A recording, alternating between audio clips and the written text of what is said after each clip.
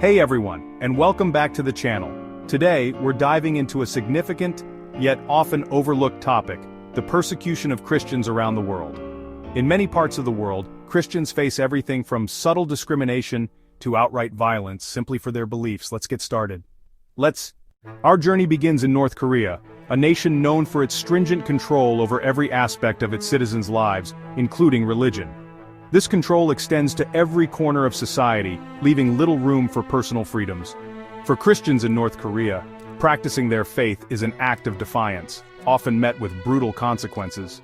The simple act of gathering for prayer can be a dangerous endeavor, fraught with the risk of severe punishment. Possessing a Bible can lead to imprisonment in labor camps where torture and starvation are commonplace. These camps are notorious for their harsh conditions where prisoners endure unimaginable suffering. Families suspected of harboring Christian beliefs face the threat of being torn apart. The regime's relentless pursuit of control often results in heartbreaking separations, leaving loved ones in despair. Despite the constant threat, a resilient underground church persists within North Korea. These secret gatherings are a testament to the unyielding faith of believers who risk everything to worship. Driven by unwavering faith, believers gather in secret to share prayers and offer support.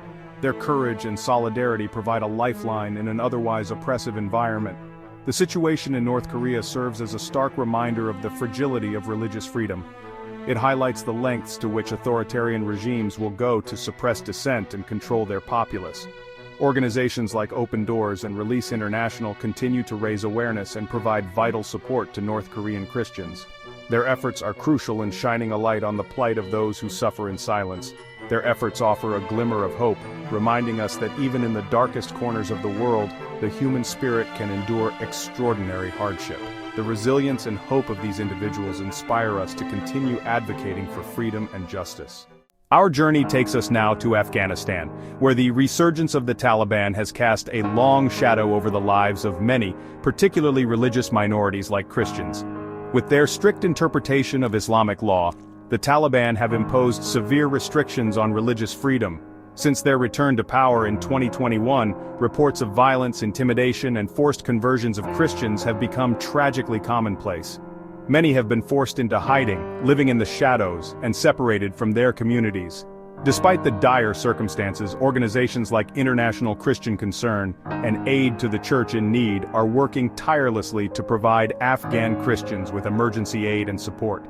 The situation in Afghanistan highlights the devastating consequences of religious extremism and the urgent need for a coordinated global response to protect religious freedom. Our exploration of religious persecution now takes us to Somalia, a nation grappling with instability and ongoing conflict. This country, located in the Horn of Africa, has been a battleground for various factions for decades. One of the most significant threats comes from the extremist group Al-Shabaab, which has been responsible for numerous attacks and instilling fear among the population. For the small Christian community in Somalia, the challenges are immense, often characterized by a constant struggle for survival.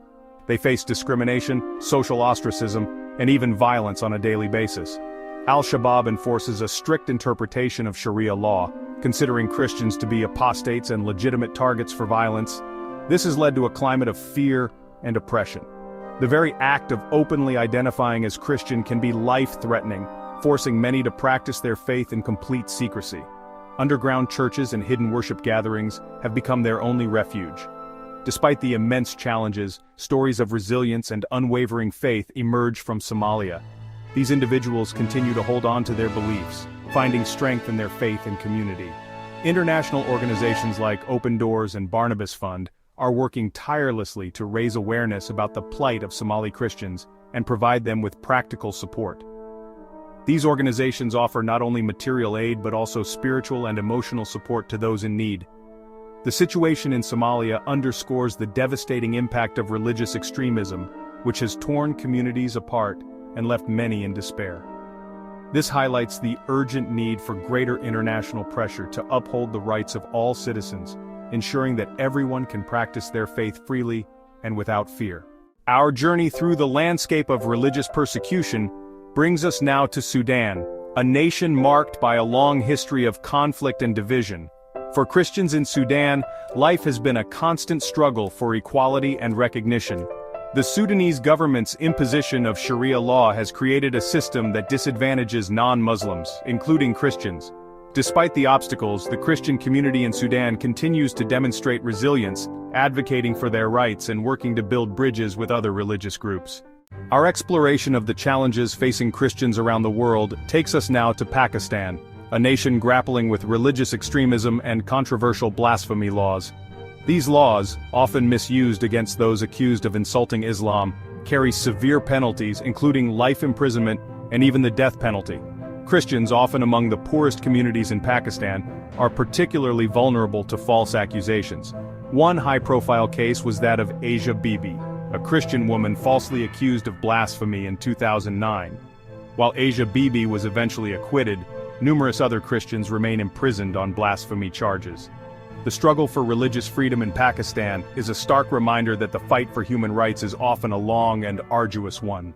Our journey into the heart of religious persecution now takes us to Eritrea, a nation often dubbed the North Korea of Africa for its repressive government. This small country on the Horn of Africa is known for its severe restrictions on freedom, particularly religious freedom. In Eritrea, religious freedom is virtually non-existent, with the government exercising strict control over all aspects of religious life. The state recognizes only 4 religious groups, and those outside these groups face severe consequences. Christians from unrecognized denominations are often subjected to arbitrary arrest, detention without trial, and torture. Many are held in inhumane conditions, sometimes for years, without any formal charges. One of the most harrowing aspects of religious persecution in Eritrea is the use of indefinite conscription into national service, which often amounts to forced labor. This conscription can last for decades, stripping individuals of their freedom and subjecting them to harsh conditions. The Eritrean government's crackdown on religious freedom is rooted in its desire to maintain absolute control over all aspects of society. This includes suppressing any potential dissent that could arise from religious groups. Organizations like Christian Solidarity Worldwide and Release International continue to advocate for the rights of persecuted Christians in Eritrea. They work tirelessly to bring international attention to these human rights abuses. Their work is crucial in shining a light on the plight of those who suffer in silence, and in keeping the pressure on the Eritrean government to enact meaningful reforms. Through their efforts, they hope to bring about a future where religious freedom is respected and protected in Eritrea. Our exploration of religious persecution now takes us to Iran, a nation with a rich and complex history. For Christians and other religious minorities in Iran, the Islamic Revolution of 1979 brought about significant challenges. Christians, particularly converts from Islam, face widespread discrimination, harassment, and persecution. The government maintains strict control over church activities, closely monitoring sermons and restricting religious gatherings. Despite the risks, the Christian community in Iran continues to demonstrate remarkable resilience, finding creative ways to practice their faith. House churches have become increasingly common, providing a safe haven for believers to gather, worship, and pray. Organizations like Open Doors and Article 18 work tirelessly to raise awareness about the situation in Iran and provide support to persecuted Christians. Our journey through the landscape of religious persecution takes us now to India, the world's largest democracy. In recent years, India has witnessed a surge in Hindu nationalism, often at the expense of its religious minorities, including Christians. Christians have been accused of engaging in forced conversions, a claim often used to justify attacks on churches and individuals. One concerning trend has been the enactment of anti-conversion laws in several Indian states. Organizations like the Evangelical Fellowship of India and Persecution Relief work tirelessly to document and report incidents of persecution. The situation in India serves as a stark reminder that even in democratic societies, religious freedom can be fragile and easily eroded by intolerance. Our exploration of religious persecution takes us now to Syria, a nation ravaged by a decade-long civil war. For Syria's Christian community, the war has been particularly devastating, marked by displacement and targeted violence. The rise of extremist groups like ISIS added another layer of brutality to the situation.